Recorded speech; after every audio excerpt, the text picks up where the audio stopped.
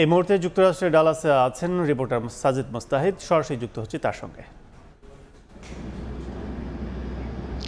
আমরা বাংলাদেশ বোলারদের দারুণ পারফরমেন্স কিন্তু আমরা দেখছি। গ্র্যান্ড প্রেরি সাক্ষী হয়েছে কিন্তু বাংলাদেশের বোলারদের দুর্দান্ত একটা পারফরমেন্সের। এখন পর্যন্ত বলা যায় বাংলাদেশ কিন্তু ম্যাচের নিয়ন্ত্রণে আছে, যদিও শুরুটা কিন্তু ঠিক এভাবে বাংলাদেশ করতে পারেনি, কারণ পাওয়ার প্লেতেই আমরা যদি বলি শ্রীলঙ্কা কিন্তু প্রায় 53 রান, ওভার প্রতি প্রায় 9 রান করে তুলে নিয়েছিল। একটা ওভার থেকে কিন্তু সাকিবের 4টা 4 মেরেছিলেন প্রথম নিশাঙ্কে। এর আগে আসলে বলা যায় যে তাসকিনেরও এক ওভার থেকে কিন্তু 12 রান তুলে নিয়েছিলেন। সেই 2 ওভারই কিন্তু আসলে সবচেয়ে বেশি রান তুলেছিল শ্রীলঙ্কা। তবে এরপরে আমরা দেখেছি মুস্তাফিজুর রহমান কাটার মাস্টার, যিনি দারুণ একটা আইপিএল পার করে এসেছেন, এই ম্যাচে যার প্রথম বলে তিনি উইকেট তুলে নিয়েছেন, ইকোনমিক্যাল বোলিং করেছেন এবং চাপে রেখেছেন শ্রীলঙ্কা দলকে। একই সঙ্গে লেগ স্পিনার রিশাদ হোসেনের কথা বলতেই হয়, যে রিশাদ হোসেন বা বাংলাদেশের ক্রিকেটে কিন্তু আসলে লেগ স্পিনারদের আমরা দেখেছি খুব একটা ম্যাচ খেলতে দেখিনি। রিশাদ হোসেনের উপর এই টিম ম্যানেজমেন্ট দীর্ঘদিন ধরে আস্থা রেখেছে। বিশ্বকাপের গুরুত্বপূর্ণ ম্যাচে সে রিশাদ আস্থার প্রতিদান দিয়েছেন। এক ওভারে ব্যাক টু ব্যাক বলে আসলে তিনি 2টো উইকেট তুলে নিয়েছেন। শুধু তাই নয়, আমরা যেটা দেখলাম রিশাদের কিন্তু হ্যাটট্রিকের সুযোগ ছিল, কিন্তু সেই হ্যাটট্রিকটাও কিন্তু যদি তিনি করতে পারেনি, তবে তার ওভারে যে 2 উইকেট তুলে নিয়েছেন সেটাই কিন্তু মোমেন্টামটা পুরোপুরি শিফট করে দেয়। বাংলাদেশ এখন বলা যায় পুরোপুরি ম্যাচের নিয়ন্ত্রণে।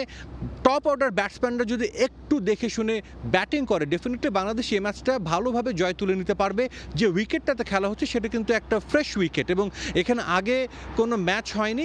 একই সঙ্গে এই উইকেটে কিন্তু পেসার একটা ভালো সহায়তা পেয়েছেন। তাসকিন আহমেদের কথা বলতেই হয়, ইনজুরি থেকে ফিরে এসেছেন। তার মধ্যে আমরা গত কয়েকদিন দেখেছি তিনি কতটা আগ্রহী ছিলেন তিনি আসলে ম্যাচটা খেলার জন্য, কামব্যাক করার জন্য, এবং শেষ পর্যন্ত তিনি কামব্যাক করেছেন, দুর্দান্ত কামব্যাক করেছেন। এবং তানজিম সাকিব আমরা জানি যে হুট করে তার ইনক্লুশনটা গতকালকে পর্যন্ত কিন্তু তিনি আলোচনায় ছিলেন না যে তানজিম সাকিব এই ম্যাচে খেলবেন কিনা। তবে যখনই মাঠে এসে উইকেট দেখেছে যে 4 নম্বর উইকেটে খেলা হবে, তখন ইনস্ট্যান্ট কিন্তু আসলে পরিকল্পনা চেঞ্জ করে তানজিম সাকিবকে স্কোয়াডে ইনক্লুড করা হয়, প্লেইং 11 ইনক্লুড করা হয় এবং তানজিম সাকিবও কিন্তু সেটার প্রতিদান দিয়েছেন। বাংলাদেশের বোলাররা কাজটা করে দিয়েছেন।